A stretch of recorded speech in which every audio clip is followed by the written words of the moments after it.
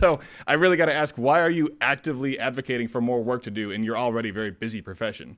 Sure. I don't think any pharmacist will argue with you that we're not busy. However, I think the answer to this is simple, and I think it's that we see the need. I see this need in my patients every day in my own community. And as a pharmacist, I know that I have the clinical skills and abilities to help fill in and bridge these care gaps in rural communities like my own. And so I feel like with that, we can really make a difference in the outcomes for our patients. So can you tell me why it would be better for a pharmacist to provide some of these services rather than me going to a hospital? Again, you mentioned in your testimony how this would reduce hospital readmissions. I mean, why should I go to a pharmacist instead? Sure, absolutely. So I think there's two things. There's cost and convenience. And I mentioned before that, and I mentioned in my testimony that ECAPS shifts the costs from emergency rooms to that community-based setting.